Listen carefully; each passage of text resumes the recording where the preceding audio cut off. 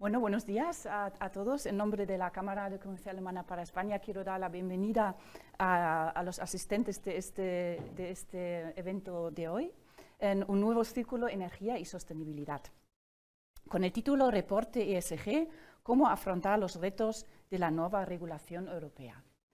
Es un evento híbrido, con lo cual tenemos asistentes presenciales aquí en la sala. Muchísimas gracias por venir, por asistir. Y tenemos más público online, que también os doy la bienvenida al webinario. Sabéis que la regulación europea en materia de reporte no financiero vive una muy rápida evolución. Por eso hemos pensado que sería buena idea ofrecer a nuestras empresas asociadas una sesión informativa sobre esos cambios y las nuevas obligaciones que van a venir. Ha sido una iniciativa y una idea de un amigo de nuestra Cámara, de Ronald Punzel, que también se encuentra aquí en el público, que se acercó primero a plantarnos la idea. Ronald es CEO de la empresa Dunata Europa Innovation and Investment Hub y nos va a introducir a los ponentes que intervienen hoy en esta sesión. Nosotros nos hablamos luego, después de las ponencias, en la ronda de preguntas y respuestas que vamos a tener al final de la sesión, y espero que sea interactiva y dinámica. Y el público online también, por favor, por la función de preguntas y respuestas en Zoom, tenéis la posibilidad de enviarnos vuestras preguntas y los vamos a formular igual.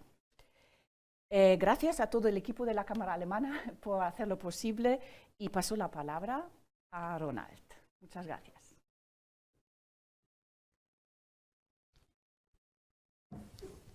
Bien, pues muchísimas gracias por acoger y organizar esta jornada tan apasionante y tan de futuro y no menos de presente.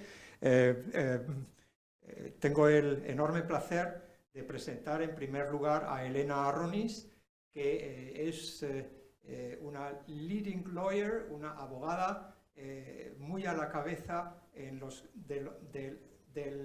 sector de conocimientos sobre energía, sostenibilidad y, en definitiva, ESG. Elena, por favor, acércate e ilústranos con tu sabiduría, que es inconmensurable. Muchas gracias.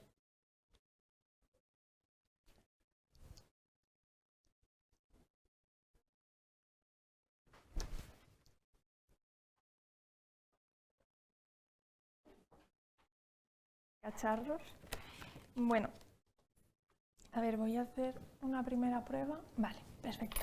Pues buenos días a todos y bienvenidos. Muchas gracias por venir. En esta primera parte, pues de lo que vamos a hablar es, vamos a hacer un pequeño recorrido introductorio por los orígenes de la sostenibilidad.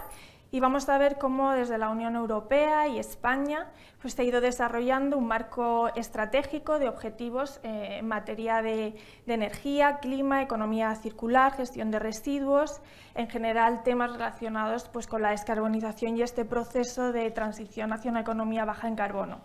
Vamos a ver cómo se está produciendo esa evolución del marco normativo hacia un modelo de cumplimiento obligatorio tanto para empresas como para administraciones públicas y que contamos con un marco jurídico cada vez más desarrollado y completo con unas normas específicas para las empresas en materia de sostenibilidad. Este marco a su vez nos va a permitir darle contenido y poder determinar de qué hablamos cuando hablamos de sostenibilidad. Y finalmente pues acabaremos haciendo una explicación y mención a determinadas obligaciones concretas en materia de sostenibilidad empresarial y en concreto lo que se refiere a la nueva directiva CSRD de reporte de información no financiera o de sostenibilidad y a la directiva de diligencia debida que también se espera que se apruebe muy próximamente. Entonces, en cuanto al recorrido por estos orígenes de la sostenibilidad, tradicionalmente se sitúa este origen del principio del concepto de desarrollo sostenible en el denominado Informe Brundtland en 1987 y se define el desarrollo sostenible como la satisfacción de las necesidades de la generación presente sin comprometer la capacidad de las generaciones futuras para satisfacer sus propias necesidades. Posteriormente se va a lanzar la iniciativa denominada Pacto Mundial en 1999 por las Naciones Unidas, y que es un llamamiento a las empresas y a organizaciones para que alineen sus estrategias y sus operaciones con 10 principios que están relacionados con los derechos humanos, las normas laborales, el medio ambiente y la lucha contra la corrupción.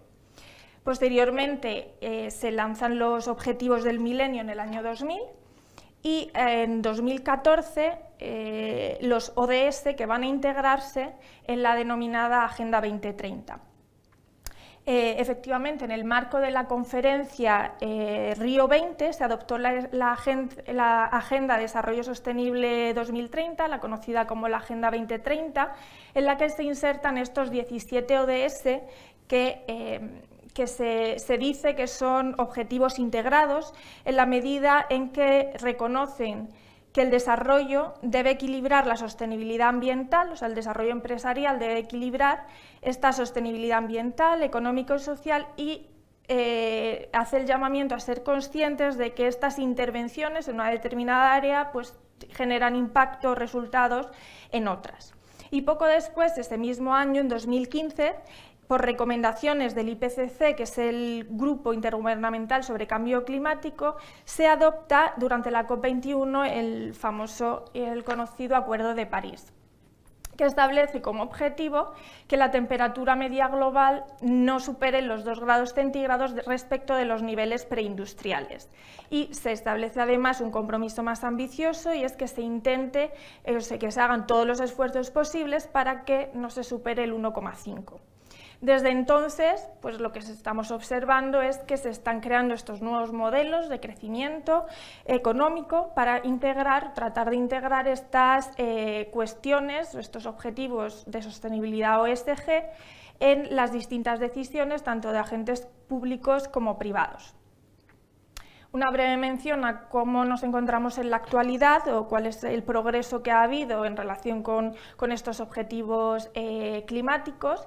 Pues según los últimos informes del IPCC, lo cierto es que la temperatura media de la Tierra ya ha aumentado más de 1 grado centígrado respecto de estos niveles preindustriales, y según la tercera parte del 6º informe que se lanzó hace un año, en el periodo 2010-2019 las emisiones de gases de efecto invernadero medias anuales a escala global se situaron en los niveles más altos de la historia de la humanidad, aunque es cierto que el ritmo de aumento ha disminuido. De tal manera que si no se logran, si no se hacen mayores esfuerzos, pues es difícil alcanzar ese nivel del 1,5 de los 2 grados centígrados. En relación con esto, pues vemos cómo la Unión Europea ha ido integrando y desarrollando su propio marco estratégico para integrar todos estos objetivos. En 2015 se lanzó el Plan de Acción para la Economía Circular, que se actualizó en 2020, y se incluyen medidas en este plan para hacer que los productos sostenibles sean de algún modo la regla o la norma, ¿no? en la Unión Europea. También se toman medidas para empoderar a los consumidores proporcionando mayor información, y se establecen acciones concretas para aquellos sectores que utilicen más recursos y en los que el potencial de circularidad sea mayor, como por ejemplo relacionados con los plásticos o los productos electrónicos. En 2018 se lanza la comunicación de la Comisión Europea con el Plan de Acción Financiera y Crecimiento Sostenible. Y se trata del inicio de una estrategia muy ambiciosa de la Unión Europea e integral respecto de las finanzas sostenibles. Y uno de los objetivos precisamente fijados en este plan es reorientar los flujos de capital hacia inversiones sostenibles para lograr pues, este crecimiento inclusivo y alineado con ESG, con la Agenda 2030 y el Acuerdo de París.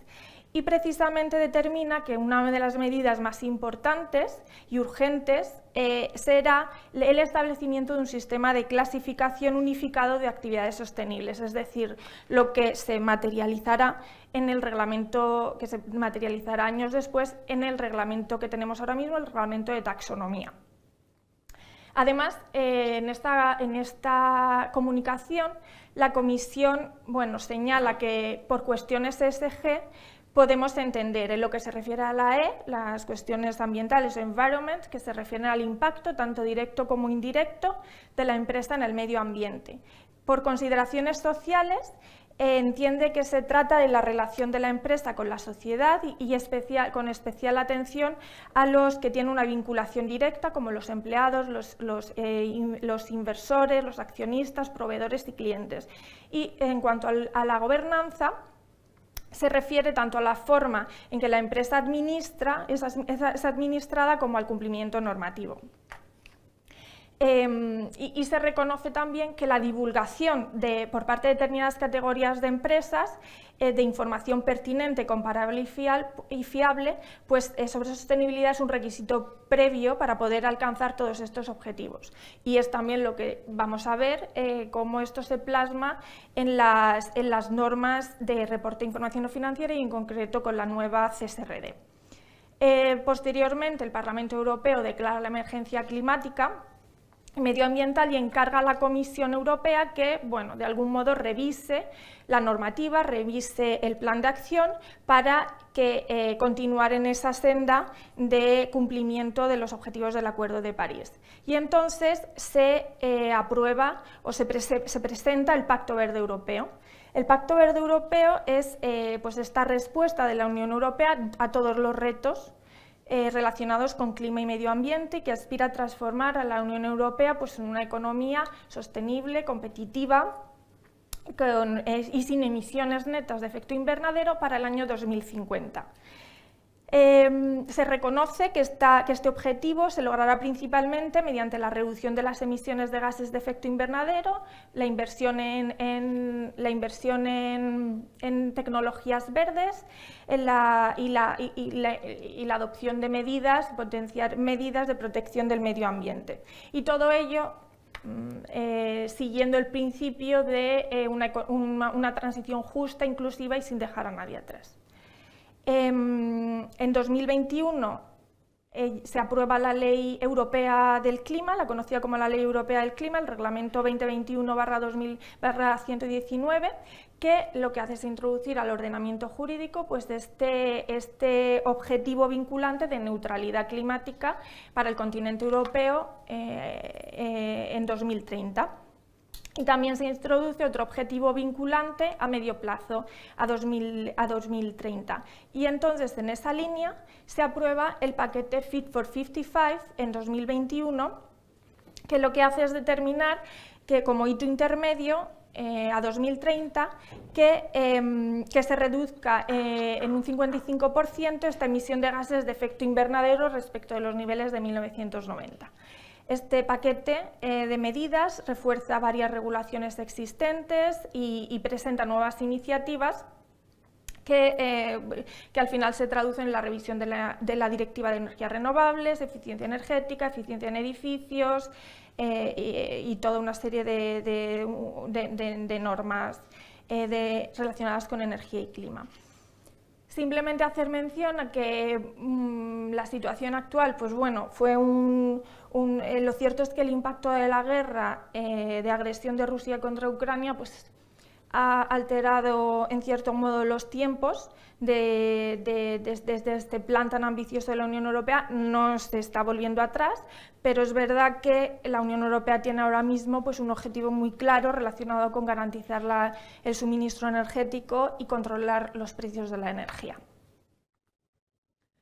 España ha seguido esta misma senda de crear su propio marco estratégico en materia de energía y clima, siendo muy importante la aprobación de la Ley de Cambio Climático, la 7/2021, que tiene como objeto asegurar el cumplimiento por parte de España de estos acuerdos, de los objetivos del Acuerdo de París. facilitar la descarbonización española y su transición hacia un modelo bajo en carbono y circular. Y se establece que todas las administraciones públicas, la Administración General del Estado, comunidades autónomas, entidades locales, tendrán que hacer esfuerzos y promover este tipo de iniciativas. Para conseguir o materializar todos estos objetivos, se aprueba el Plan Nacional Integrado en Energía y Clima, el PNIEC, con este objetivo intermedio a 2030. Y que está, de hecho, siendo revisado en la actualidad para ser todavía más ambicioso y aumentar los objetivos de reducción de emisiones de gases de efecto invernadero. Originalmente se fijó en la reducción de un 23% de estas emisiones respecto de los niveles de 1990. Para materializar este plan se han adoptado toda una serie de hojas de ruta, estrategias como la del hidrógeno verde o hidrógeno renovable, el biogás, otra hoja de ruta de autoconsumo, la estrategia de largo plazo, de descarbonización a largo plazo de 2050. Y también, como consecuencia del COVID, pues se desarrolló este nuevo plan, el PRTR, y para canalizar toda esta financiación europea, pues se han desarrollado y aprobado planes sectoriales para conseguir unos objetivos muy determinados conocidos como los PERTEs. Por ejemplo, tenemos PERTE para almacenamiento, PERTE para energías renovables, entre otros. Entonces, lo que se está observando es que se está desarrollando este marco jurídico, con un marco jurídico cada vez más completo y sofisticado, con obligaciones concretas para las empresas en materia de sostenibilidad. Se produce esta evolución del soft law. Tradicionalmente, pues, todas estas cuestiones y objetivos de sostenibilidad, la motivación para cumplirlo era sobre todo reputacional, pero de prestigio empresarial, pero ahora se incluye este riesgo regulatorio, el riesgo de cumplimiento normativo y la posibilidad de que se impongan sanciones en caso de incumplimiento. Entonces, vemos cómo tenemos normas muy concretas, pues por ejemplo, en materia de reporte de información no financiera se empezó con la NFRD y ahora la que está en vigor es la CSRD, que, bueno, vamos a ver que refuerza y profundiza en esta labor de divulgación de información de sostenibilidad. Para finanzas sostenibles también hay un cuerpo normativo concreto con el reglamento del Financial Disclosure, el reglamento de taxonomía que clasifica las actividades que se pueden considerar medioambientalmente sostenibles, el reglamento de bonos verdes, también muy reciente. Se va a aprobar próximamente y se publicará en el Boletín Oficial de la Unión Europea la Directiva sobre diligencia debida de las empresas en materia de sostenibilidad, que si bien establece un ámbito de aplicación muy amplio para un número muy reducido de empresas, lo cierto es que por aplicación indirecta a la cadena de valor o cadena de actividades también afectará a otro tipo de empresas, a todo tipo de empresas de hecho. Y tampoco es una cuestión novedosa, puesto que ya tenemos que hablar o tenemos que informar sobre estos procesos de diligencia debida con motivo de la elaboración de estos estados de información no financiera. Y en materia de medio ambiente, pues tradicionalmente se ha desarrollado un cuerpo normativo muy completo y también hay que incidir en este nuevo objetivo de la Unión Europea de combatir el llamado ecologismo blanco o el greenwashing, y de hecho pues se están adoptando normas para garantizar que esta información que se comunica es realmente fiable, comparable y cumple con los criterios de sostenibilidad. Entonces está aprobada la Directiva 2024/85. Y por su parte, pues España sigue la misma línea de elaborar normas, un cuerpo normativo concreto para empresas en materia de sostenibilidad. Y todo esto es lo que nos permite ir definiendo pues, de qué hablamos o determinar de qué hablamos cuando hablamos de sostenibilidad. Pues, como hemos dicho, sostenibilidad OSG, está la parte de la E, del environment, pues se refiere fundamentalmente a todos los procesos o objetivos de descarbonización, transición energética, conseguir la neutralidad en carbono, lo cual pues, afecta o está relacionado con todos los procesos o negocios de eficiencia energética, fomento de uso de energías renovables, los nuevos modelos de negocio para el desarrollo de tecnologías como el hidrógeno renovable, los PPAs renovables, autoconsumo, garantías de origen, movilidad sostenible, pero también el environment se refiere a la gestión de residuos, a la reducción de la contaminación, medidas de protección de biodiversidad, reducción de la huella hídrica. La parte social se suele referir a los planes de igualdad, políticas de conciliación, y la parte de governance pues está relacionada con la transparencia, el buen gobierno de las empresas, el ligar objetivos de sostenibilidad a la retribución, el contar con una cadena de suministro, unos proveedores que cumplan con criterios de sostenibilidad y demás.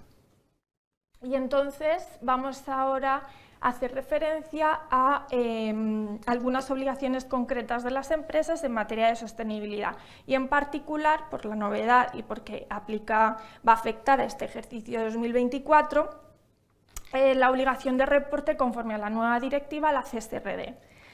Esta norma armoniza a nivel europeo la información sobre sostenibilidad que las empresas tienen que transmitir y va a sustituir a la NFRD y también que se transpuso en España a través de la Ley 11/2018.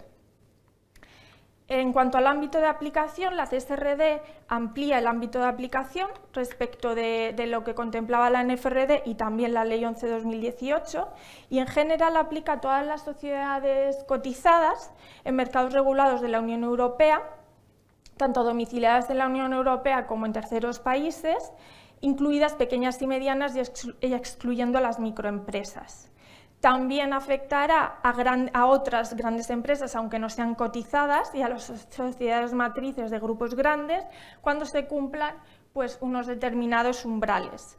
Es decir, que durante 2 ejercicios consecutivos, a la fecha de cierre de cada uno de ellos, cumplan al menos 2 de los siguientes criterios: que el total de partidas de activos sea superior a 20 millones de euros o que el importe neto de la cifra anual de negocio supere los 40 millones o número medio de trabajadores superior a 250 empleados.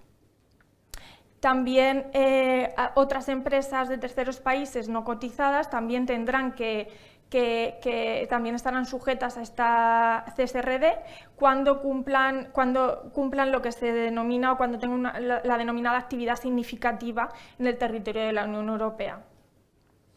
Y todas estas empresas, cuando transmitan o reporten esta información, deberán cumplir además con lo dispuesto en el reglamento de taxonomía, con las previsiones del artículo 8 del reglamento de taxonomía y su reglamento delegado.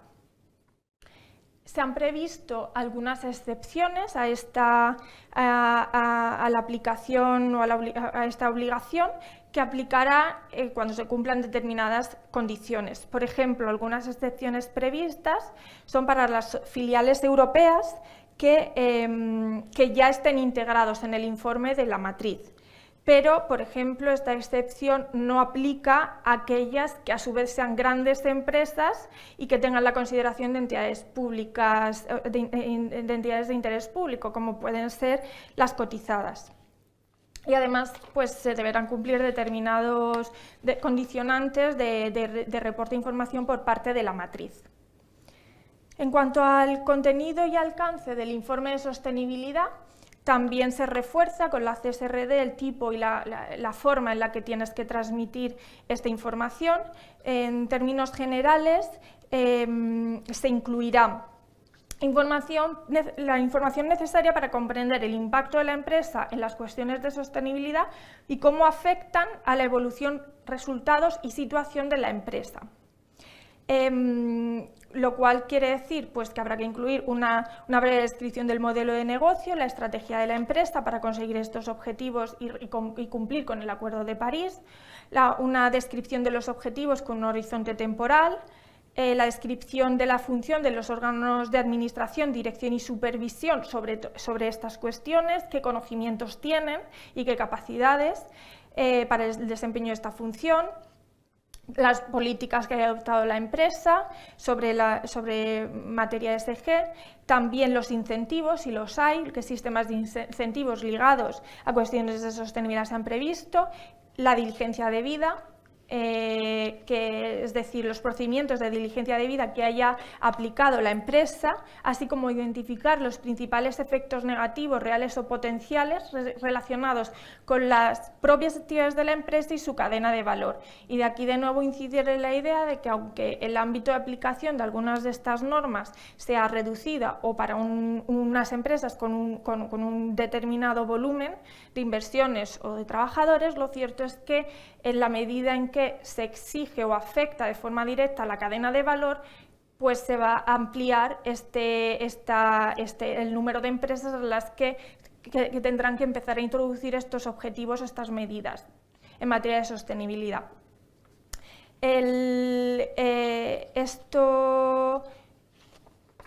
Esta información deberá publicarse en una sección específica de los informes y como ya he comentado, pues tendrán que comunicar también respetando o conforme a lo dispuesto en el reglamento de taxonomía y, por tanto, determinar de qué manera y en qué medida las actividades de la empresa se asocian a actividades económicas que se consideran medioambientalmente sostenibles conforme a ese reglamento de taxonomía. Como novedades de la CSRD, pues se prevé la información, una presentación de información con más detalle que la NFRD, de tal manera que se mejore la transparencia y la comparabilidad. Otra novedad es que se deberán utilizar los estándares que apruebe la Comisión, los SRS. También, como novedad, se prevé el formato electrónico, el formato de presentación electrónica, que es un formato digital para que los datos se puedan cargar en el SEF, en el European Single Electronic Format. Y en cuanto a la verificación, pues esto en España no es tan novedoso porque ya nuestra ley, la 11/2018, ya prevé esta exigencia de verificar la información.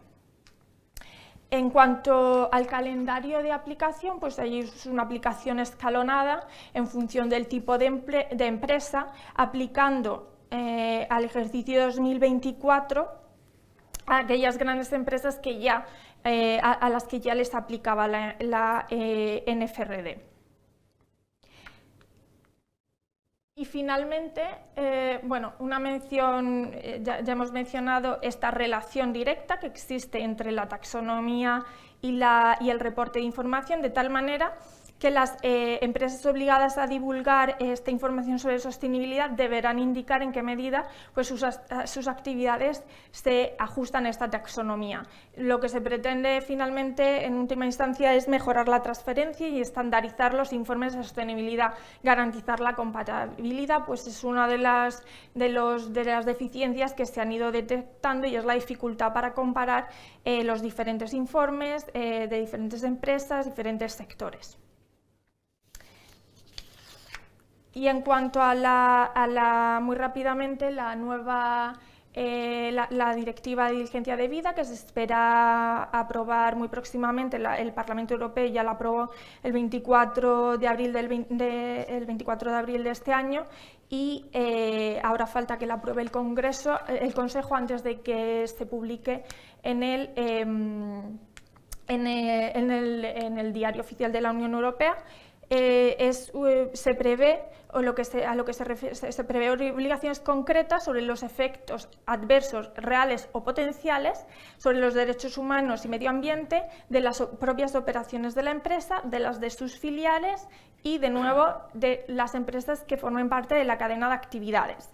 Lo que quiere decir que las empresas tendrán que elaborar pues, estas políticas o integrar estas políticas de diligencia debida para identificar adecuadamente los riesgos y ver de qué manera se pueden mitigar.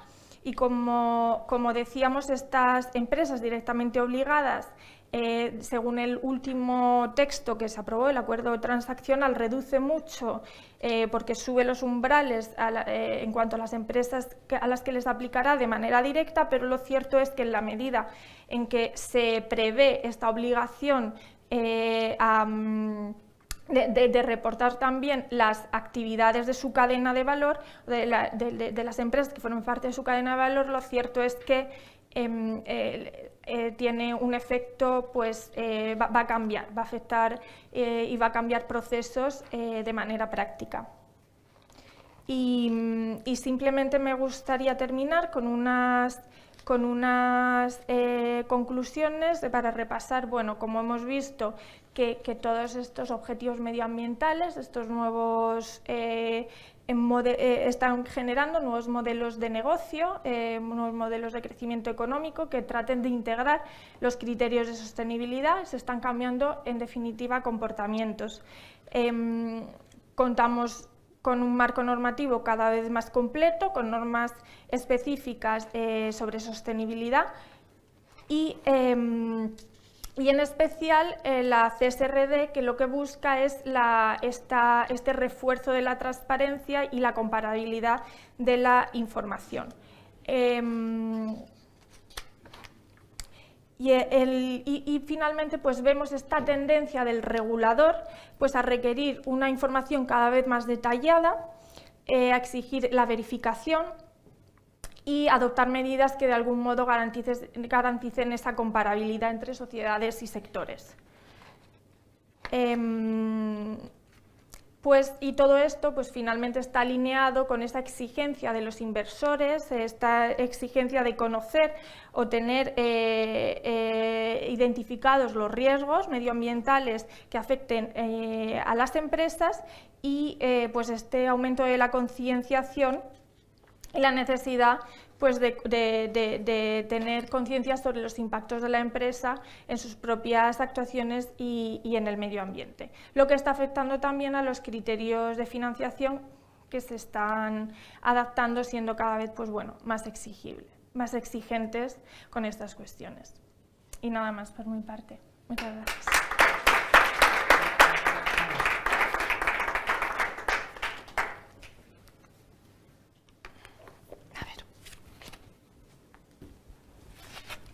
Bien, después de esta síntesis de los aspectos legales, muchísimas gracias, Elena.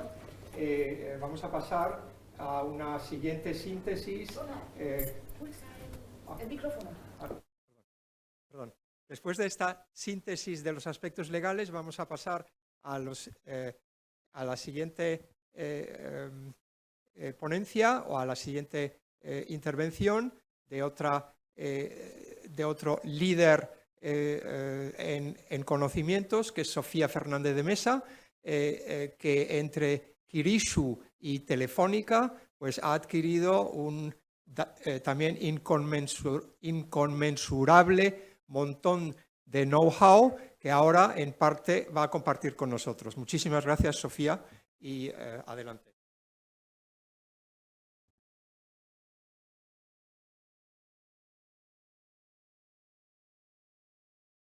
¿Funciona? Sí, vale. Muy bien, pues partiendo un poco de la foto regulatoria que nos acabas de exponer, Elena, muy completa, a mí me gustaría exponeros, a ver si lo hago bien, desde un punto de vista práctico, en qué se traducen todos estos retos, todas estas nuevas prácticas de reporte no financiero, cómo abordarlo y qué recomendaciones daríamos previo paso a lo que van a ser casos reales, que serán los siguientes ponentes, donde van a corroborar, no sé si con nombres y apellidos, pero sí con casos muy concretos, cómo se han afrontado estas cuestiones. Parto de lo que decía Elena, el Pacto Verde Europeo configura una serie de herramientas, de políticas, como las que veis ahí, pero quiero destacar en primer lugar que la CSRD, la Directiva de Reporte de Sostenibilidad No Financiero, es un punto neurálgico a la hora de armonizar el resto de las normativas y regulaciones que tenemos. ¿Por qué? Pues porque, como veis, hay mucha correlación. Por ejemplo, y lo voy a demostrar después, o lo vais a ver después, la taxonomía verde que se configuró antes que la CSRD ha sido inspiración para el CSRD, y vais a ver la coincidencia que hay entre los estándares de la CSRD y los propios objetivos de cambio climático. Desde un punto de vista de la regulación financiera, a ellos también se les pide algo que acaba de mencionar también Elena, los principales impactos adversos que pueden beber también de esta información que reportamos a través del CSRD, por no hablar de la due diligence, que efectivamente mucho de lo que se pide en esta due diligence, una vez que hemos reportado a través del CSRD, vamos a poder canalizar toda esa información para cumplir con la regulación.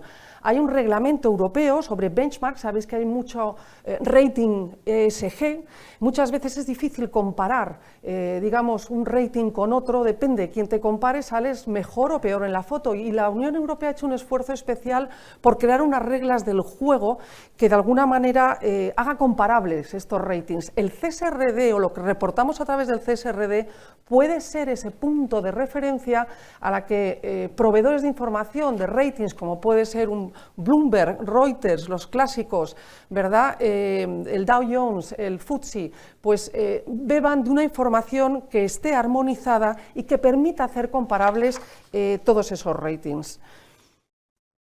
Un tema importantísimo y que es un gran reto para todos nosotros es el tema de la interoperabilidad. ¿Qué quiere decir esto? Existen una serie de estándares internacionalmente reconocidos, como el SASB, que es como muy sectorial, dice lo que hay que reportar dependiendo de a qué sector perteneces en materia de sostenibilidad, o el IR, que lo que quería era hacer un informe integrado. En fin, hay no vamos a hablar ahora del mapa completo porque es complejo y no ocupa lugar en este momento, pero lo interesante que quiero decir es que se ha hecho un esfuerzo consciente para que dos grandes temáticas de la armonización de toda esta información no financiera se hablen, sean interoperables. Es decir, que cuando yo reporto a través del CSRD, esté también generando información que me vale para un GRI o que me vale para un ISSB.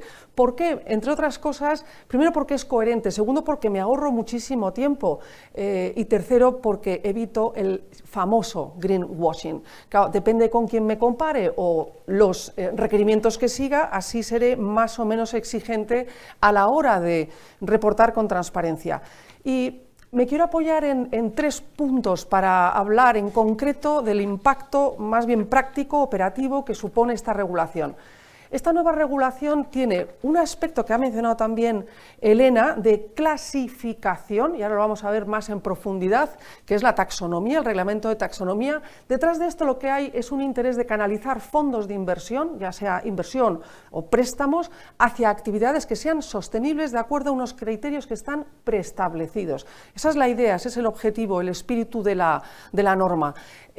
Una vez medido, una vez clasificado, vamos a divulgar, vamos a poner de manera transparente, a compartir información sobre nuestras prácticas de sostenibilidad. Aquí lo importante es que históricamente, por un lado iba la información financiera y por otro lado la no financiera, eso terminó. Ahora mismo está al mismo nivel de importancia la financiera y la no financiera. Estamos hablando de la integración bajo un mismo informe y de una manera estandarizada, con un nivel de métricas que antes no teníamos, utilizábamos cada uno el que mejor nos convenía y, como muy bien decías, Elena, amplía lo que venía a la anterior regulación a decir. Y en el caso de la actuación es de qué manera las empresas nos hacemos responsables de nuestra cadena de suministro a la hora de detectar, prevenir y mitigar esos riesgos de nuestra cadena de suministro cuando pueden estar atentando contra derechos humanos o contra aspectos medioambientales o del buen gobierno. Pues vamos a pasar al primero de los puntos, que es el tema de la taxonomía. Como decimos, se trata de clasificar actividades que son sostenible de acuerdo a unos criterios preestablecidos. Y ahora vamos a hablar de dónde están esos criterios, ¿no? Importante, ahora sí que nos piden evidencias. Ya, esto no es un tema de valoración subjetiva. Y la taxonomía clasifica las actividades en función de cómo favorecen la consecución de una serie de objetivos medioambientales que son los 6 que tenéis ahí.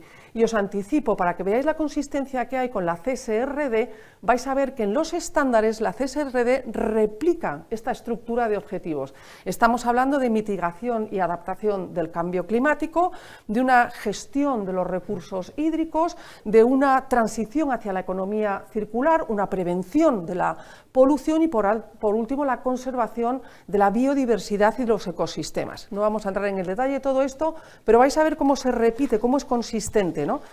¿A quién aplica esto? Aplica a las empresas, aplica a todas estas empresas que hablábamos antes, que están sometidas ya a la regulación anterior a la NFRD, y lo que tienen que decir, y os lo voy a mostrar con 3 KPIs que explican qué es lo que hay que reportar, lo que tienen que contar las empresas es en qué medida las actividades que yo genero están alineadas con la consecución de estos 6 objetivos medioambientales. También el sector financiero, de distinta manera, porque, como decíamos al principio, la taxonomía está pensada para canalizar la financiación, ya sea inversión o préstamo, ¿verdad?, hacia actividades que colaboren con la consecución de estos objetivos. Y por último, los Estados miembros no están exentos de obligación, nos tienen que acompañar a través de la emanación de normas, de etiquetas, de apoyo institucional para que podamos llevar a cabo todos estos objetivos. Entremos entonces en el cómo se hace esto de la taxonomía. Tiene 3 partes, aquí veis 2, la tercera es la divulgación, pero me detengo en estas primeras.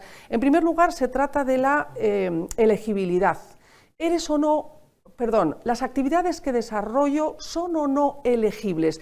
¿Están o no están reconocidas en un listado? ¿Y qué listado? Pues el reglamento lo que hace es emanar actos delegados. Hoy por hoy solo tenemos el acto delegado de los 2 primeros objetivos,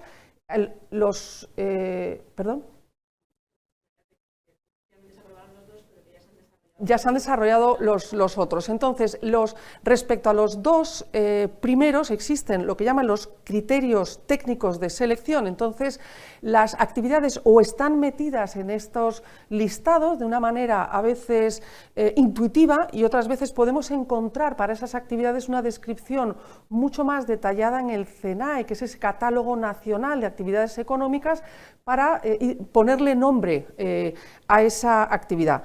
Una actividad puede ser elegible por su contribución directa a uno o varios objetivos, como por ejemplo, es directa en la contribución cuando se trata de la instalación de un sistema de eficiencia energética en un edificio que lo que procura es el aislamiento térmico. Eso sí es una acción directa.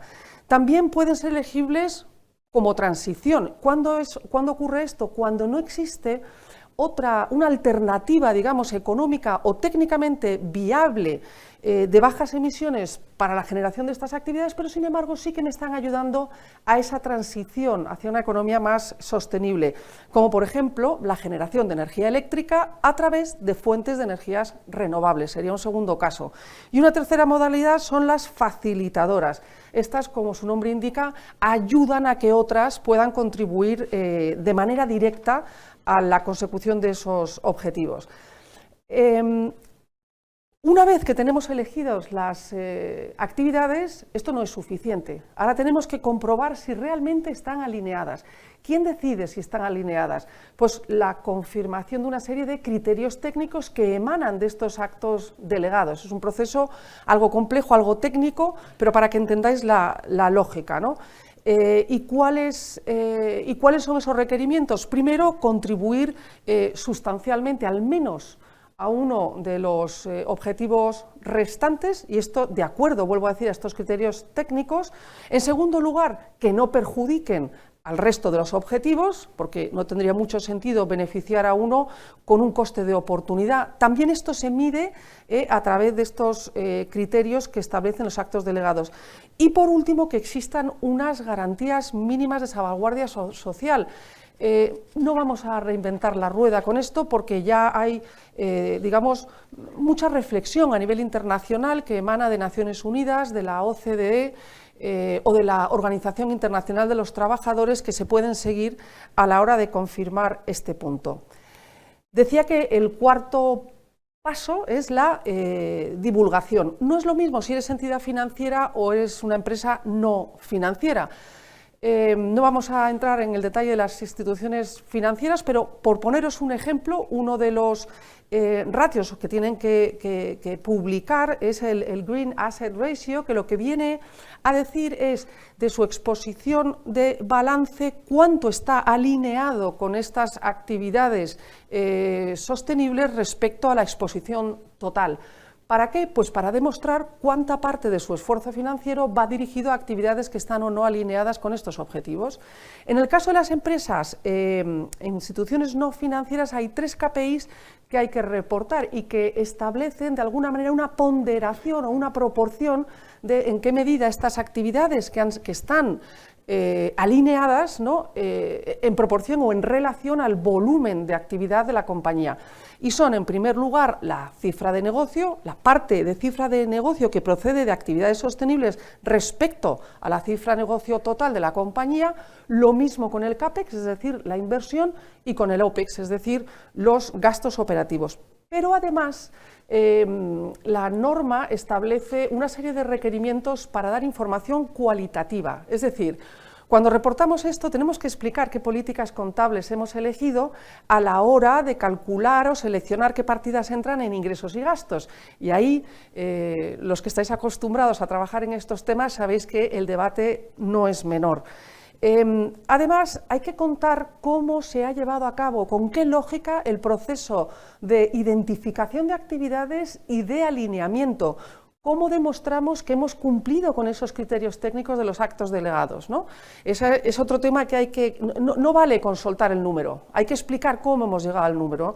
Y hace falta también información contextual, es decir, partidas muy agregadas las tengo que desagregar y explicar de dónde vienen cada una de estos números que al final acaban en un número, en un ratio, ¿no? Bien, en la práctica esta taxonomía verde tiene una serie de retos, como os podéis imaginar, y según he ido hablando podéis intuirlos. Lo primero es identificar esas actividades, asignar magnitudes financieras, no es obvio. Los actos delegados a veces son difíciles de interpretar y requieren de un apoyo jurídico o del apoyo experto. Y luego hay un tema importante y es hasta dónde bajo en el nivel de detalle, de desglose de mis indicadores.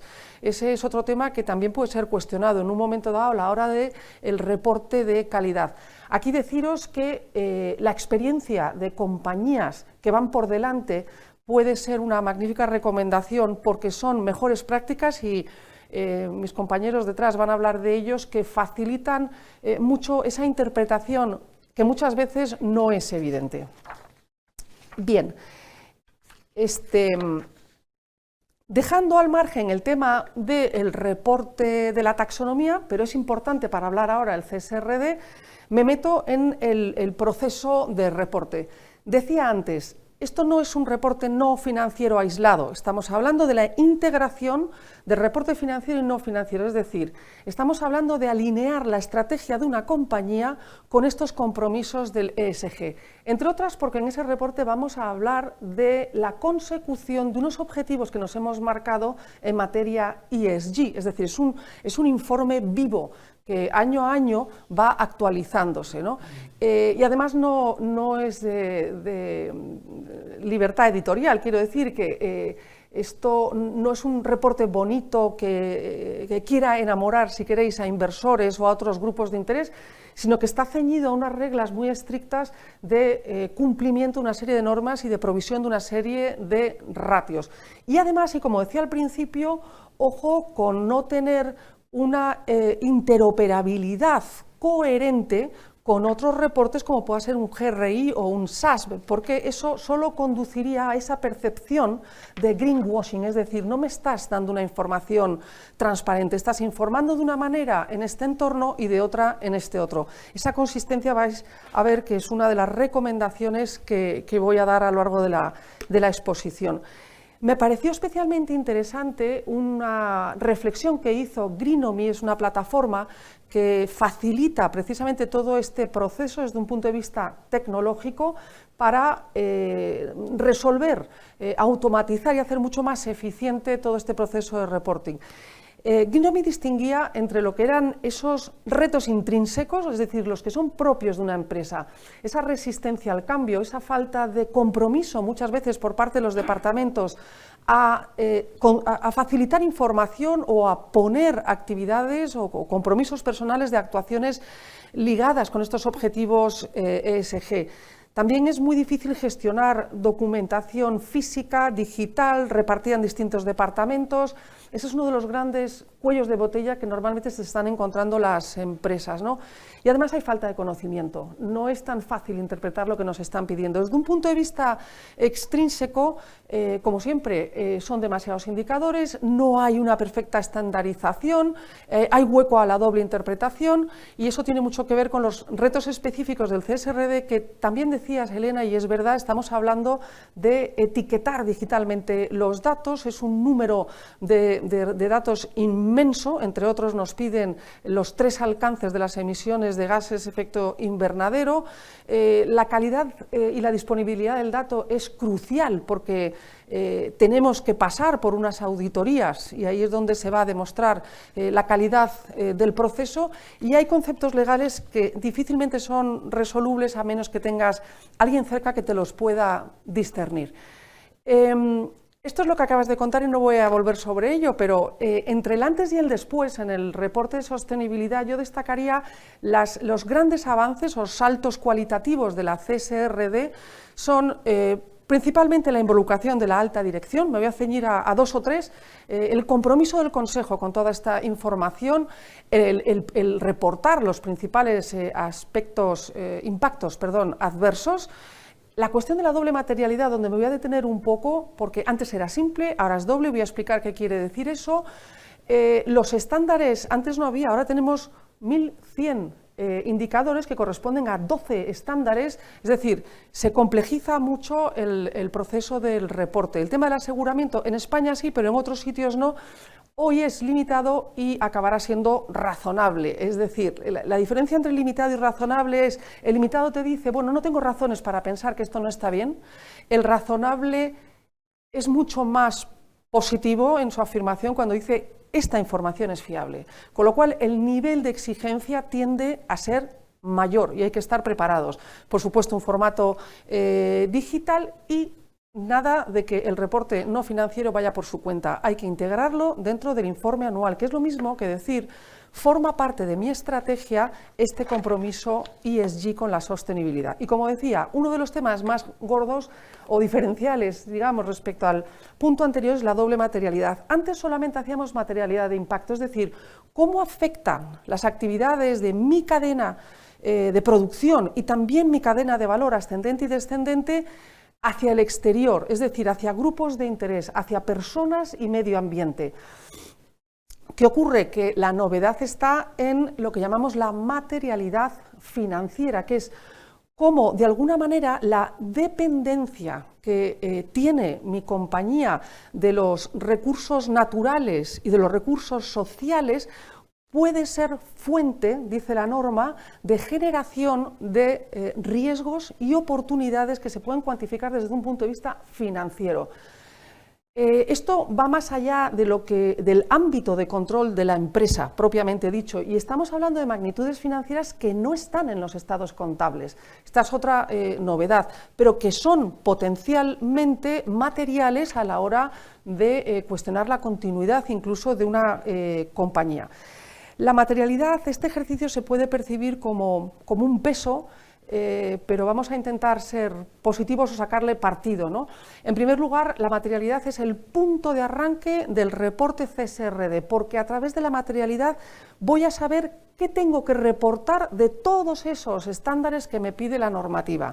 Me ayuda a filtrar de qué tengo que hablar. No tengo que hablar de todo, sino de lo que es realmente relevante, ¿no? Eso en primer lugar. En segundo, este ejercicio me va a permitir identificar riesgos y oportunidades, nuevos modelos de negocio que emanan de esta reflexión. Me va a permitir identificar también impactos financieros que yo no tenía previsto. Y me va a ayudar, digamos, con esta mejor transparencia, mejorar mi reputación de cara a la comunicación con terceros.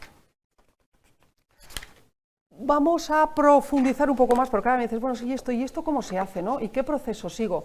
Metodologías hay muchas, pero vamos a ver, yo voy a contar una de ellas y cada maestrillo tiene su librillo, ¿no?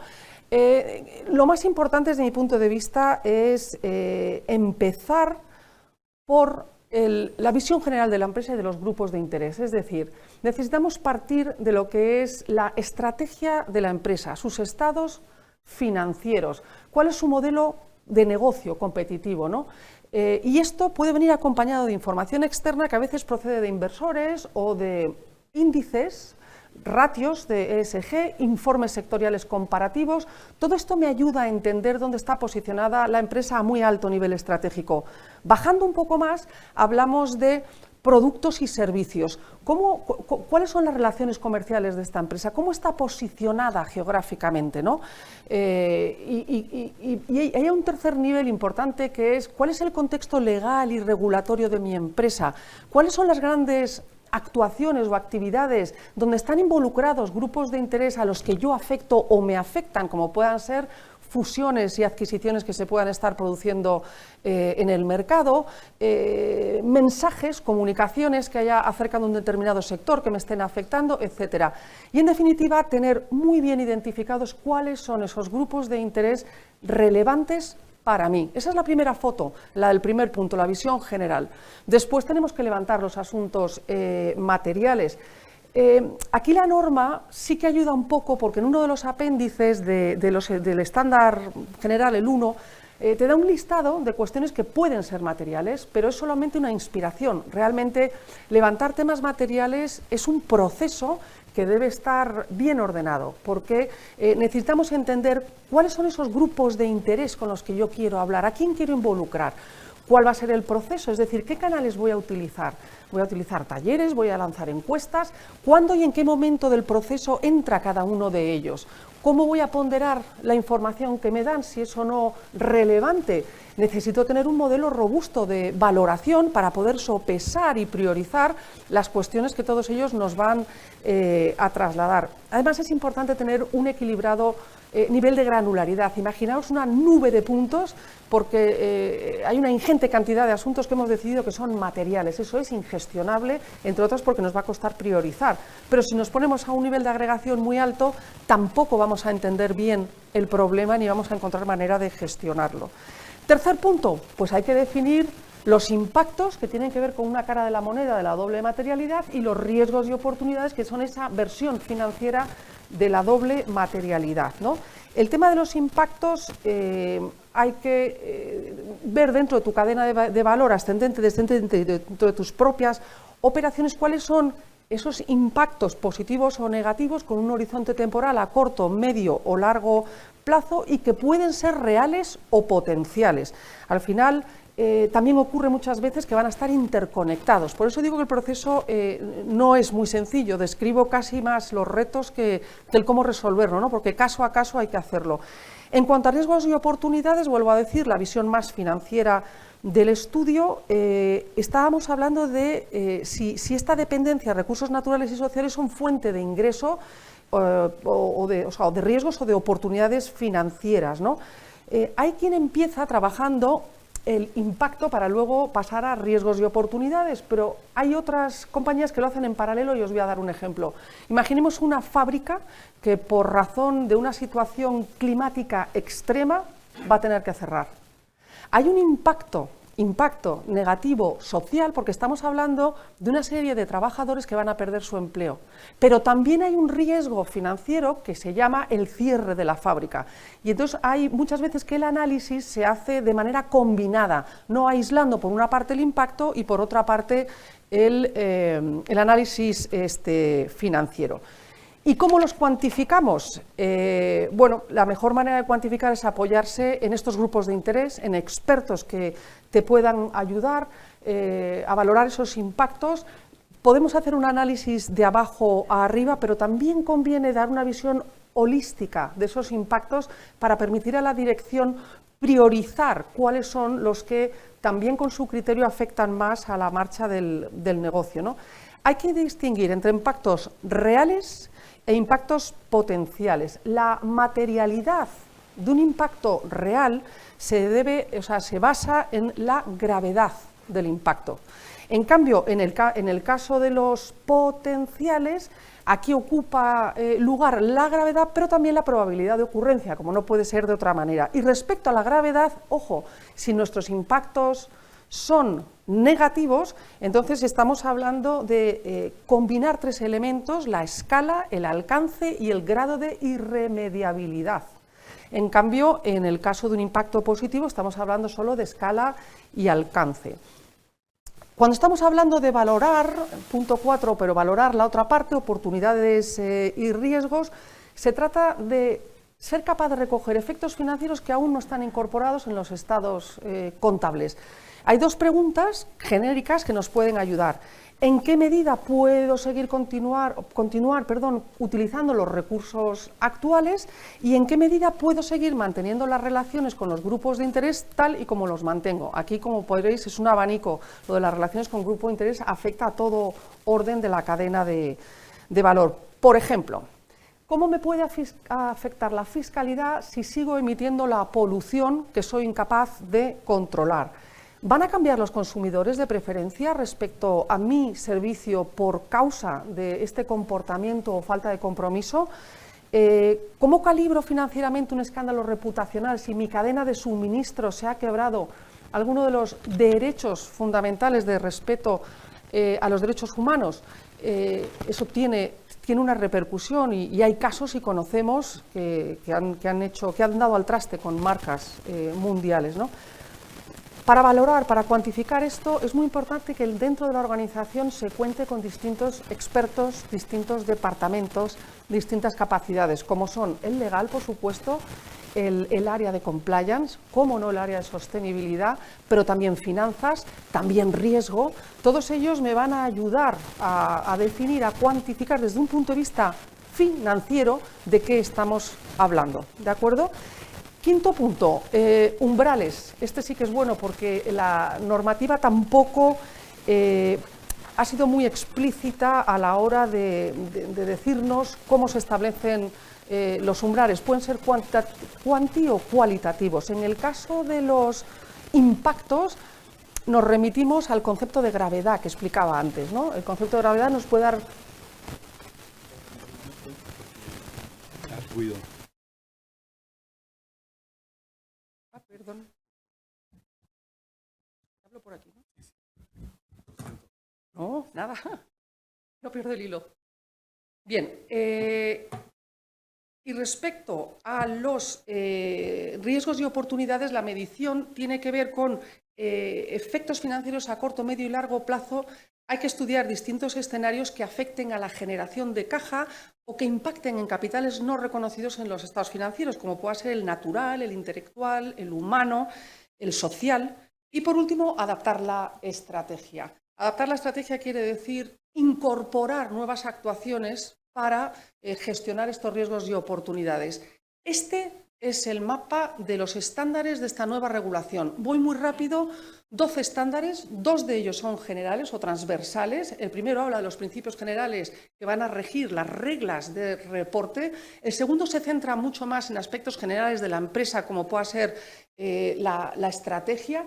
Y como veis, los comunes a todos los sectores se dividen en el medio ambiente, el social y el del buen gobierno. El más extenso o intenso, si queréis, es dentro de medio ambiente el de cambio climático. Y como os decía antes, hay una perfecta correlación entre esos objetivos de la taxonomía verde y estos 5 estándares dentro del medio ambiente, porque el primero incluye los 2 de cambio climático. En tema de buen gobierno, pues estamos hablando de, como decías antes y no lo voy a repetir, estamos hablando de la ética de los negocios, de la cultura empresarial, de cómo gestionamos nuestra cadena de proveedores, de cómo es nuestra relación incluso con los grupos políticos, etc. Hay una parte que está pendiente y es la definición, y vendrá, de esos estándares que afectarán puntualmente y por sectores. Bien. Una vez que hemos hecho el análisis de materialidad, la gran pregunta es ¿dónde estoy ¿Y qué tan preparado estoy para abordar este ejercicio? Y esto es lo que llamamos un gap analysis. Es una especie de reingeniería de mis procesos internos de reporte para ser capaz de cumplir con esto que me están pidiendo. ¿Cuáles son los retos de este gap, de este proceso por el que he de seguir? Primero tengo que saber cuántos datos voy a tener que recabar y con qué nivel de profundidad o de granularidad. El tema tecnológico es muy importante y volverá sobre él, pero hay que hacer mucho más eficiente y de calidad la recogida del dato. Tendré que asignar recursos. Esto ya no es cuestión del área de sostenibilidad, sino que la información está repartida por distintas áreas de la compañía. Y lo mejor de todo, seguirán emanando normativas que irán ajustando y adaptando lo que hoy tenemos. Luego, hay que tener una especie de observatorio regulatorio cerca para estar al quite, por decirlo así, de las novedades. Siempre hay un lado bueno y es que esto nos va a forzar a mejorar la eficiencia de cómo generamos los datos, cómo los almacenamos, cómo los procesamos, cómo los repartimos entre los distintos departamentos, ¿no? Y cómo somos capaces de garantizar que si reporto según el GRI no digo nada inconsistente cuando lo haga sobre el CSRD, ¿no? Este es un proceso de puro sentido lógico el que recomiendo para hacer este gap análisis, ¿no? Primero, tengo que ver qué datos me está pidiendo a la luz del análisis de materialidad este CSRD y tengo que ver qué grupos de interés me van a facilitar esta información. En el segundo paso, fundamental la comunicación, la involucración. Muchas veces ocurre que si no contamos cuál ha sido el resultado de este análisis de materialidad, qué es lo que nos está exigiendo la ley y los tiempos que tenemos, pues sufrimos mucho en las empresas porque no hay una verdadera sensibilidad con el resto de los departamentos. El tercer paso es como una prueba de concepto. Ahí es donde me doy cuenta de cuánto tengo y cuánto me falta de todo lo que me piden, ¿no? Y es a partir de ahí cuando voy a definir las acciones que debo emprender para conseguir esos datos que muchas veces son de cero, porque no los tengo. Aquí. Entonces, ¿cómo hacerlo de una manera muy desgranada? En primer lugar, identificar esas brechas que tengo, esos datos, esas políticas que me están faltando, ¿no? Dentro de mi propia organización y priorizar cuáles son las que me exige con mayor urgencia la directiva. Hay que tener siempre en cuenta que, desgraciadamente, el tiempo es limitado, también los recursos, y habrá cosas que tengamos que priorizar por delante de otras. Definir un plan no es pintar un MPP, significa asignar recursos, repartir responsabilidades, establecer unos plazos de cumplimiento y, sobre todo, asegurar, digamos, el compromiso de los distintos departamentos para ayudarnos, ¿no? Y después implementar la solución. Aquí no puedo evitar hacer referencia de nuevo a lo importante que es contar con un buen sistema de información. Y os daré pistas de lo que podría ser la base de una RFP si salierais a buscar un buen sistema que os ayudara con todos estos retos que nos pone por delante esta regulación emergente.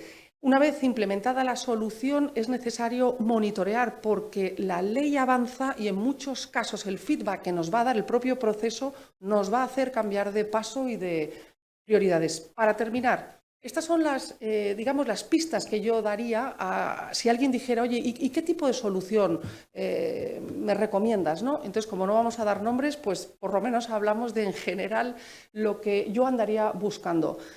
No puedo evitar recordar que, ojo, estos informes son de una especial relevancia porque van firmados por el Consejo, involucran a la alta dirección. No estamos hablando de cualquier folleto publicitario, ¿verdad? Es importante un sistema que me mantenga completamente al día de los cambios legislativos, no perseguir yo las novedades, sino que me actualice dentro del proceso los nuevos indicadores o las nuevas maneras que tengo para reportar, que me incorpore todos los indicadores, que no son poco, que tenga un formato digital, que incorpore la taxonomía verde. No vamos a separar un proceso del otro porque están muy interrelacionados. Ojo, que me permita que cuando reporte bajo el CSRD del mismo esfuerzo pueda reportar aspectos del GRI, ¿no?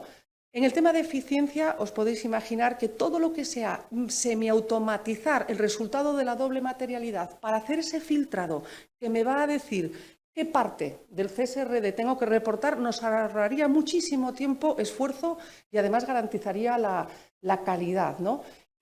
muy importante en todo el proceso monitorear de manera automática qué indicadores me están faltando, en qué departamentos están y poder darles un aviso, ¿no? Oye, que llegamos tarde y tu dato es importante porque además de él dependen varios otros indicadores, ¿no?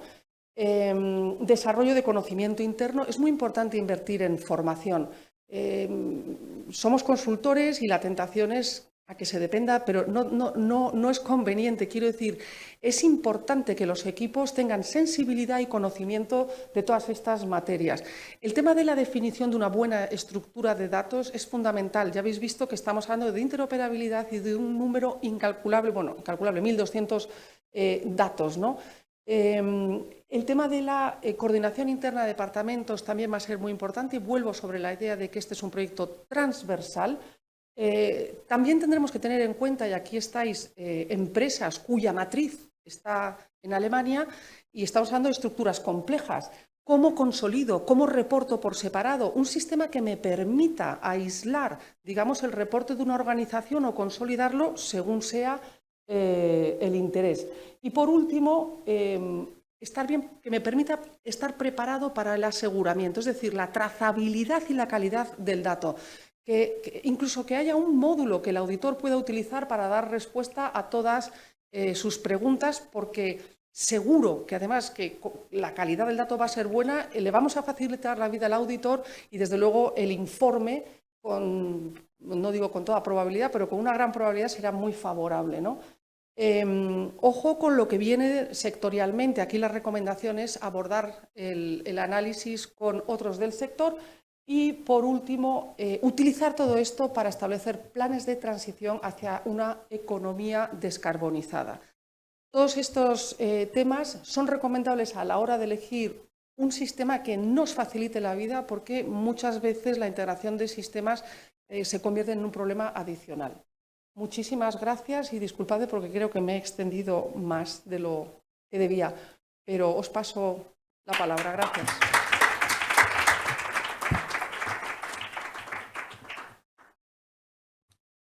Muy bien, muchísimas gracias, Sofía. Por fin empiezo a entender lo que es el concepto de la doble materialidad, que a continuación el tándem de Roberto y Jorge nos va a ilustrar algunas de las buenas o best practices y luego hay todavía, si cabe, una pequeña sesión de questions and answers. Muchísimas gracias, Jorge y Roberto. Es vuestro el estrado. ¿Se me escucha bien? Tengo dos micros. ¿Ahora? No. Ahora mejor, ¿verdad? Apago este. Vale. Genial, pues nada, lo primero de todo, daros las gracias por cedernos este espacio y poder compartir con todos vosotros nuestras experiencias y diferentes inquietudes, ¿no?, que nos han ido transmitiendo nuestros clientes. Y nada, vamos a ello. Vamos a intentar dar una imagen algo ejecutiva y si quieren después en el tiempo de preguntas y respuestas podemos entrar algo más en profundidad, ¿no? Esta voy a pasar de alto, solo que sepáis que Intermoney Consultoría se integra dentro del grupo CIM Intermoney, que lleva más de 40 años ejerciendo y que es el grupo financiero más grande del sur de Europa, ¿vale? Y bueno, lo que nos trae hoy aquí, voy a acuñar una de las frases que ha utilizado Sofía, y es que cambian las reglas del juego. Cambian las reglas del juego y la sostenibilidad se posiciona en el centro. Respecto a esa visión clásica del entorno empresarial, en la que estamos acostumbrados más bien a tener en cuenta únicamente los factores económicos, ahora también hay que tener muy en consideración, y repito, muy en consideración, casi a la par de los factores económicos, los factores de impacto. Y es aquí donde entra la sostenibilidad entendida en su variable ambiental, en su variable social y en su variable de gobernanza. Para no pisarnos un poco, ¿no?, con esas ponencias tan completas que han hecho Elena y Sofía, lo que intentamos nosotros traer aquí es una visión más amplia. ¿Qué es lo que hay detrás de todo esto? ¿Cuáles son las implicaciones prácticas realmente para la empresa? Y cuáles son esos conocimientos que hemos ido adquiriendo en base a nuestras experiencias con nuestros clientes, igualmente las inquietudes que nos han ido transmitiendo. Los dos marcos centrales, ¿no?, esto que nos ronda la cabeza a todos, la taxonomía ambiental de la Unión Europea y la CSRD. En un principio podríamos pensar que son únicamente dos marcos de reporte, ¿no? Y que, bueno, para salvar las tablas, los muebles, como decimos aquí, pues contratamos unos consultores, hacen el reporte y listo. Pero no es así. La realidad es que la Unión Europea lo que persigue con esto es hacer un cambio de paradigma, transicionar hacia una economía descarbonizada. Y esto conlleva una serie de implicaciones prácticas, ¿no? Por un lado, tenemos la taxonomía ambiental, como muy bien han dicho ellas, es un marco que sirve para canalizar la financiación hacia inversiones verdes. Es un marco que nos define qué actividades son sostenibles. Y si no estamos dentro, tendremos problemas para acceder a financiación. Por tanto, es una fuente tanto de amenaza, pero también de oportunidades. Y esto es lo que queremos remarcar. No únicamente esto es una amenaza, sino que también, si somos rápidos y estamos en el mercado y nos adaptamos a la sostenibilidad antes que nuestros competidores, podremos garantizar un mejor retorno, ¿no? de nuestras inversiones. ¿Por qué es clave? Por ejemplo, la taxonomía ambiental. Toca en todos los mecanismos tradicionales de financiación. Los bonos verdes, como bien han comentado, la Unión Europea está desarrollando un nuevo estándar, ya lo ha desarrollado, el EU-GBS, ¿no? Este estándar te dice que si tú no puedes acreditar que el 85% de tus inversiones, de esos proyectos que tú vas a financiar con un bono verde, no se alinean con la taxonomía, tú no puedes emitirlo. Por tanto, ya te quedas fuera de un mecanismo de financiación muy útil.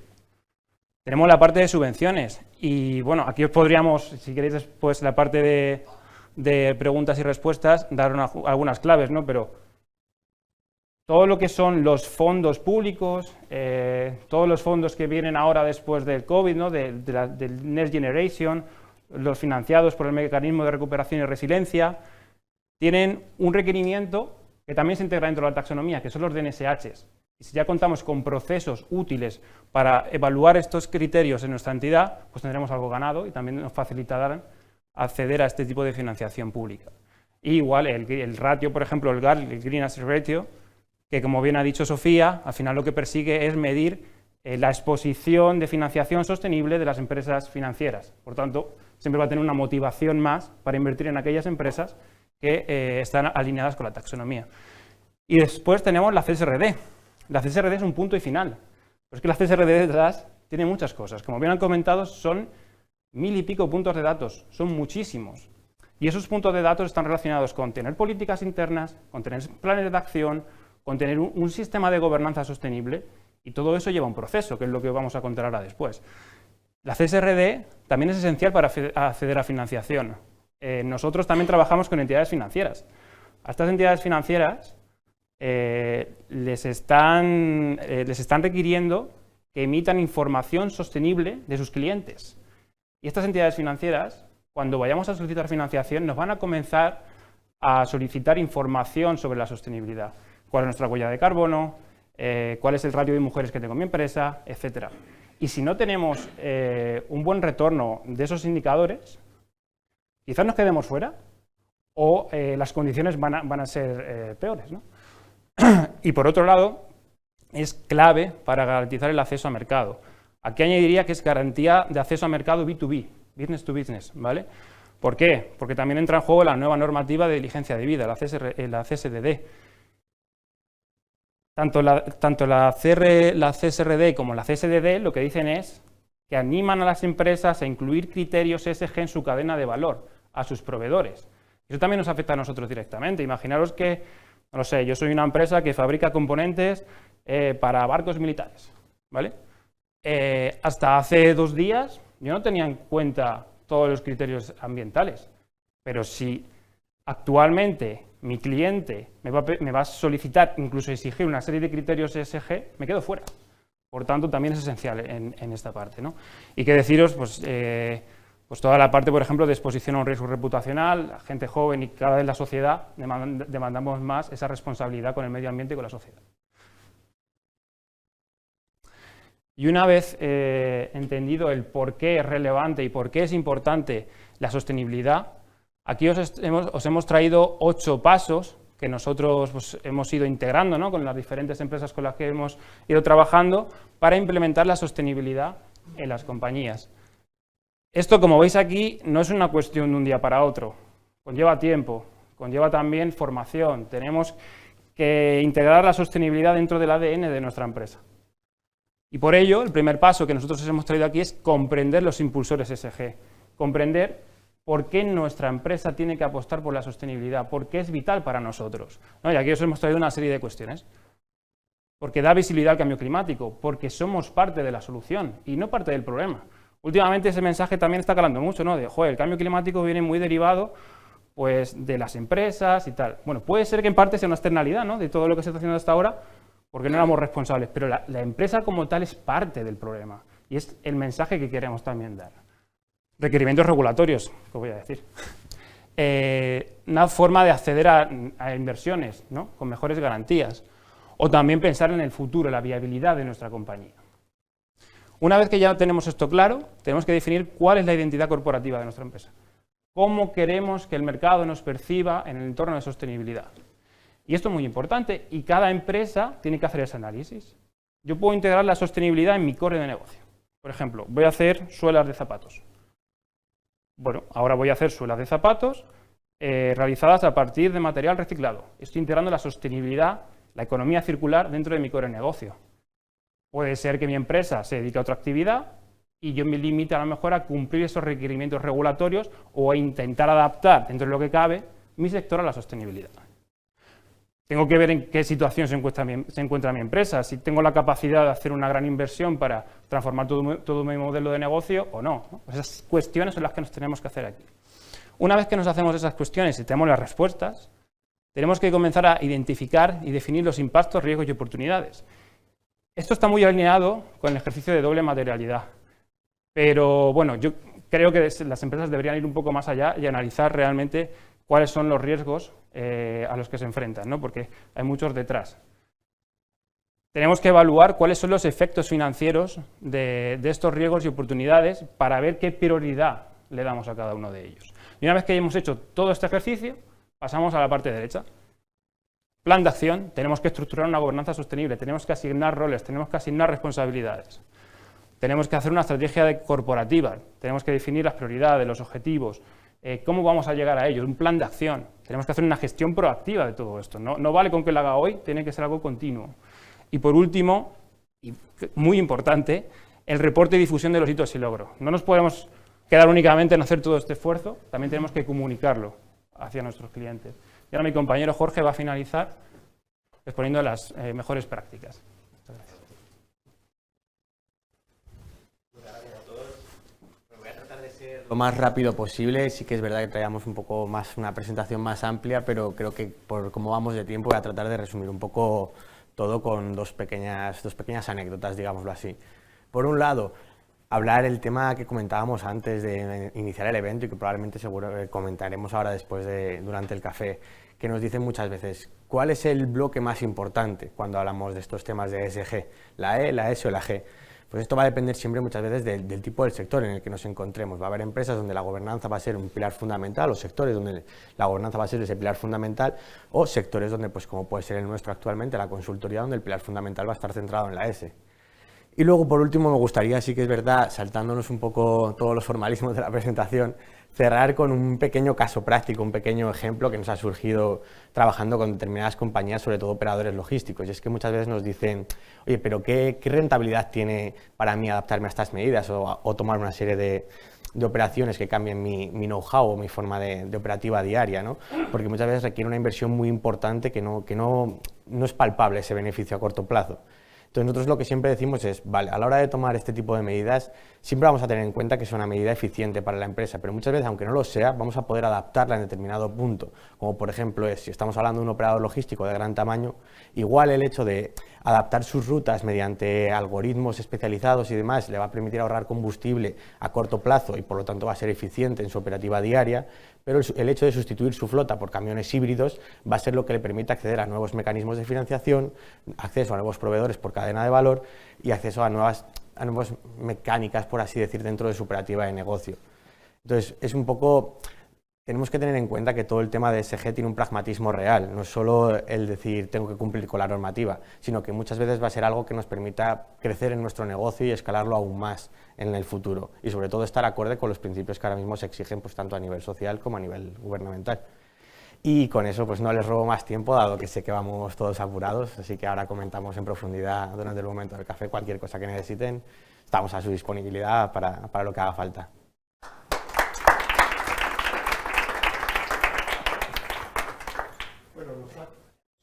Nos da tiempo y Tania lo va a coordinar para una serie de preguntas, de question and answers. Y insisto que muchísimas gracias a todos, público, asistentes presenciales y sobre todo a la Cámara de Comercio Alemana, AHK, por yo creo que va a ser un encuentro que rompe hacia el futuro, hacia muchísimas sesiones de profundización. Muchísimas gracias. Gracias, Ronald. Pues sí, aquí en la sala somos muchos, pero pocos. En online tenemos muchísimos más. Hasta 50 personas se han conectado. No sé si siguen ahí, pero sí que tenemos preguntas online y como son más, les vamos a dar la primera palabra, Martín. Perfecto. Bueno, aquí tengo una pregunta de Alfonso que dice: buenos días. La CSRD y la CSDD obliga a múltiples trabajos adicionales internos en las empresas. ¿Hay algún tipo de ayuda nacional o europea para contratar recursos, consultorías, herramientas para gestionar la información? Actualmente hay multitud de plataformas que permiten tanto en el sector privado como en tema de ayuda pública. En tema de ayuda pública, por ejemplo, tenemos todo el paquete que se ofrece desde Red.es, que es el paquete de fondos Next Generation, con todo tipo de programas, pues, como ha sido el kit digital actualmente, que permite al final utilizar determinados fondos públicos para digitalizar un poco la empresa. En este sentido, podríamos utilizarlos para contratar servicios de este tipo. Por otro lado, si vamos a empresas privadas, nosotros actualmente trabajamos con todo tipo de empresas que ofrecen este software que ayuda a implementar y a recopilar esta información. Hemos trabajado con empresas tanto nacionales como internacionales, como es el caso de empresas, pues, si me permiten hacer el pequeño coletilla, como Green, concretamente. ¿Alguien más? Si no hay otra. ¿Sí? Pues aquí en la sala, ¿tienen alguna pregunta? Sí. Sí, sin ningún afán de protagonismo, lo que yo querría es entender, aparte de que estoy comenzando a entender la doble materialidad, poco a poco, cuál es, porque hasta ahora parecía que ESG era basically ambiental, y cara al futuro, ¿cómo es la proyección? ¿Va a ser más gobernanza, entiendo, menos corrupción, va a ser más social? ¿Cómo va a ser el equilibrio en los próximos años? Muchísimas gracias. No sé si queréis... ¿Queréis participar? ¿Quién se siente llamado? Tenéis micrófono. Ah, vale. Bueno. ¿Quieres o...? Sí, yo iba a decir lo que comentaba un poco antes cuando estaba ahí, pasa que como ha sido muy breve de pasada, quizás por tener la oportunidad de profundizar un poco más. En este sentido, al final, cuando hablamos del ESG, son temas muy transversales, muy ligados entre sí, pero sí que es cierto que, claro, luego cuando enfocamos dentro de lo que son las empresas y cada uno de sus sectores, hay pilares más fundamentales que otros. Pues, por ejemplo, cuando estamos hablando de sectores muy industriales, como puede ser un sector transporte, un sector logística, siempre vamos a tener un mayor peso en el tema de la E, por el hecho de que somos sectores que contaminamos más, que quizá estamos emitiendo determinados gases de efecto invernadero que tienen que tener más cuidado a la hora de medir esas acciones, y por lo tanto va a ser un pilar más fundamental a la hora de reporte. Pero sí que es verdad que hay sectores intermedios, como puede ser el caso de los despachos de abogacía, consultoras y cualquier tipo de gestorías, que van a tener un mayor peso en la parte social, en ofrecer esas condiciones de trabajo adaptadas y esas condiciones atractivas para lo que es la nueva sociedad del futuro que demanda estas prioridades.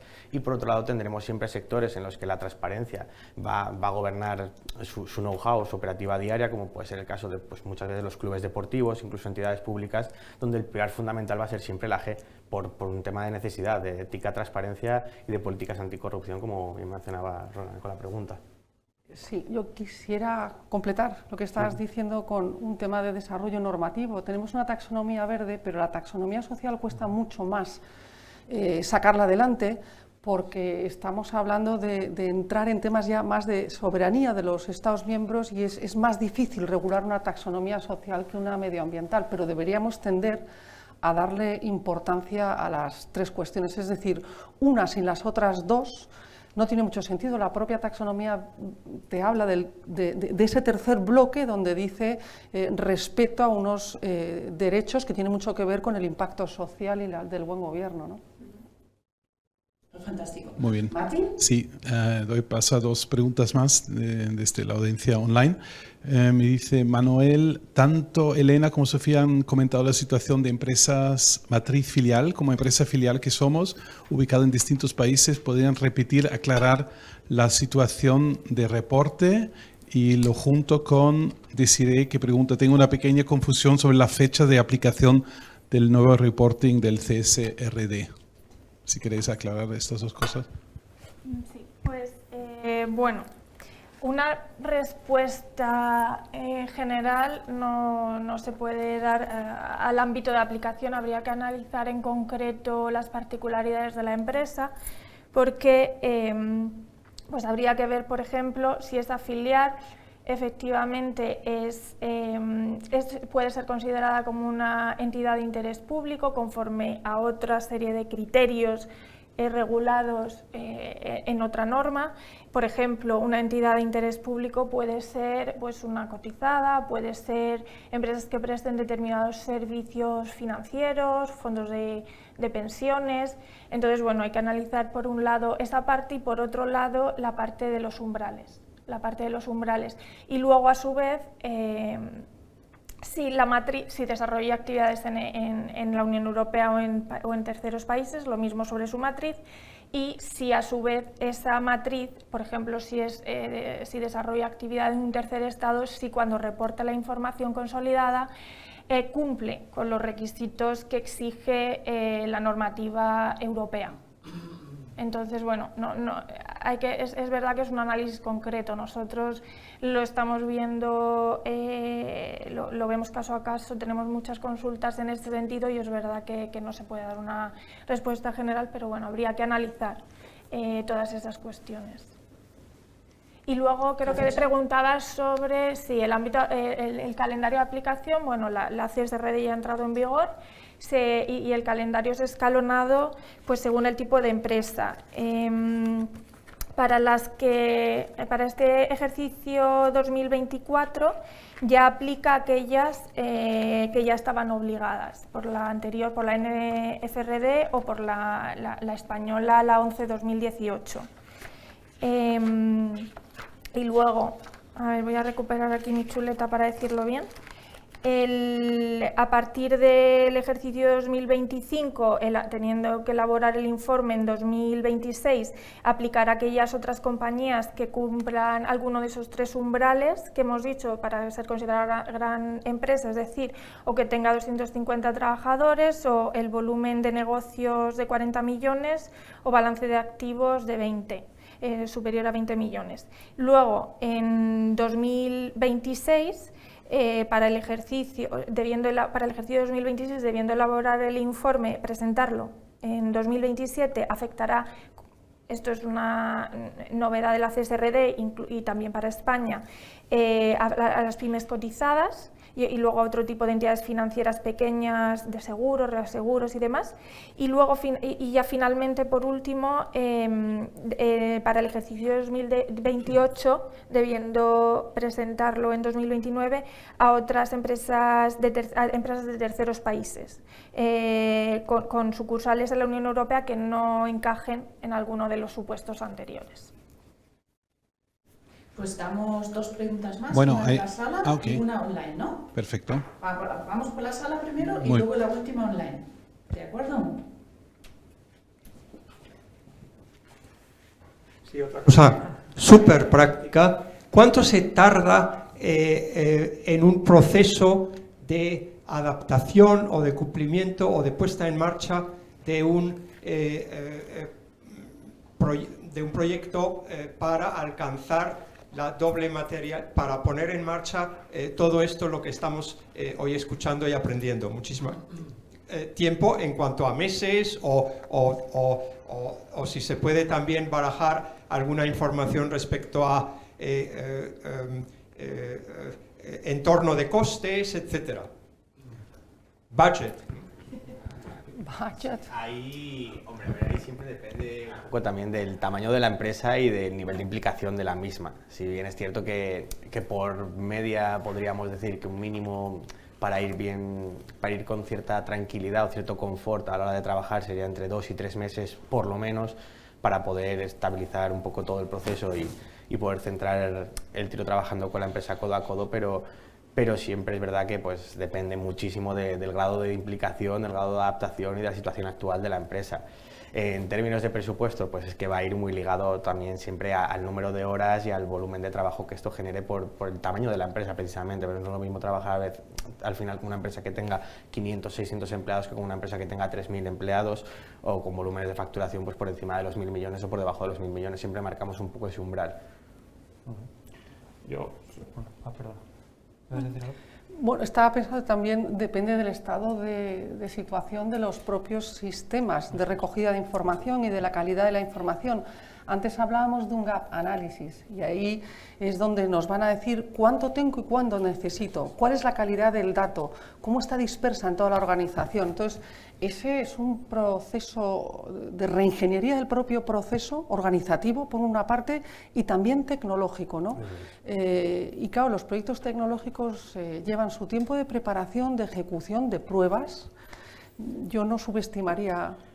No, por eso hablaba del grado de adaptación en el que se encuentre la empresa, precisamente era por ahí la referencia, de decir hasta qué punto la empresa puede estar ya alineada en cierto modo, puede estar recopilando cierta información, pero sí que es verdad que pues, en términos de lo que nos preguntaba de cuánto se tardaría en poder estandarizar un análisis de doble materialidad y empezar un poco a cambiar el proceso de adaptación, de reporte de la empresa, sí que es verdad que por nuestra experiencia trabajando con grandes grupos sabemos que sudando la camiseta, como se suele decir en el ámbito deportivo, en 2-3 meses se puede empezar a trabajar rápido con la empresa y cambiar el modus operandi siempre y cuando haya un grado de implicación por parte de los departamentos y las áreas alto. Sí. O sea, yo creo que la respuesta idónea sería lo antes posible. Y un buen ejemplo, nosotros ahora mismo estamos trabajando con una gran empresa española de construcción naval y ya este año ha comenzado a reportar en base a la CSRD. Y esto para ellos ha supuesto un gran esfuerzo y aún así quedan aún márgenes de mejora para el ejercicio próximo. Porque al final lo que comentábamos, ¿no? Son 1.000 y pico de datos, pero es que detrás de estos 1.000 y pico de datos hay políticas, hay planes de acción, hay ciertos aspectos más concretos que a lo mejor sí los tenemos, pero no sabemos qué departamento concreto es el responsable de reportar ese dato, ¿no? La nueva divulgación te dice el qué tienes que reportar, pero también te dice el cómo tienes que reportarlo. Entonces tú tienes que migrar del antiguo informe de sostenibilidad, LEINF, hacia un reporte de sostenibilidad corporativa bajo CSRD. Eso también conlleva tiempo, ¿no? Entonces, solo por compartir un poco nuestra experiencia. Vamos, tampoco asustar, es un proceso estandarizado, que estamos preparados, que al final hay gente experta aquí en España y muy bien preparada, tanto en la entidad privada como en el propio Consejo General de Economistas y demás, o sea que no preocuparse, que cualquier cosa estamos a disposición para lo que haga falta. Y para finalizar, que Sí. ya ha llegado el desayuno. Sí, ahí la última pregunta, un poquito más general para cerrar, y nos preguntan cuál es la relación entre CSRD y alguna de las calificaciones ESG existente, ejemplo EcoVadis, ¿seguirán teniendo sentido? ¿Quién quiere responder?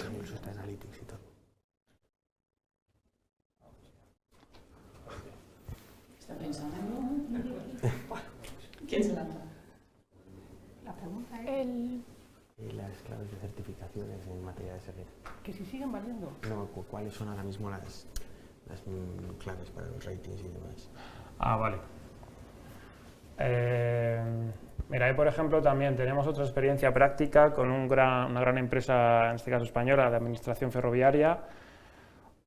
El SP500, por ejemplo, sigue siendo una de las relevantes. Amundi creo que también tiene un rating muy relevante.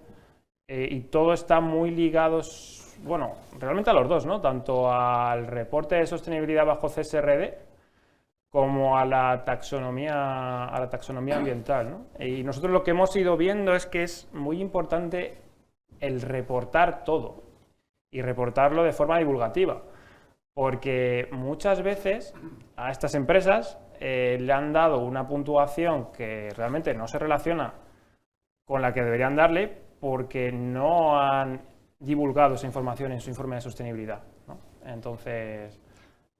Yo simplemente apuntaría que son mecanismos distintos. O sea, yo, sin ser experta ni mucho menos en la parte de rating y demás, pero son sistemas, podemos decir, voluntarios de compra, por así decir, de determinadas etiquetas.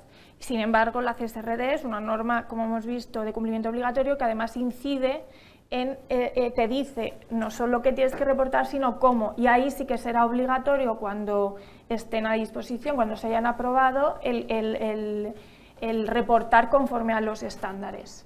Eso sí que será de cumplimiento obligatorio, sin embargo, pues puedes tener acceso, si así se decide por esa empresa, a adquirir o entrar en determinados ratings, pero son mecanismos distintos. Bueno, pues La consulta es comentar. Yo, bueno, simplemente pues un poco comentar un poco. Yo creo que la pregunta iba más que nada, no solo en cuanto al tema de rating. No, está. Bueno, está. Mil gracias. ¿Ahora sí? Sí. Nada, muchas gracias. Bueno, soy Susana, soy compañera de Sofía en Quirisio, y yo, por lo que he entendido la pregunta, y corregidme, porque estaban hablando un poco de realmente qué relación hay entre la CSRD, la CSR3D y otro tipo de herramientas que están más orientadas, no un tema de ratings, que sí te va a ayudar, pero sí desde un punto de vista de la cadena de suministro. Se mencionaba EcoVadis, también está Sedex, Aquiles, hay otra serie de plataformas, ¿no?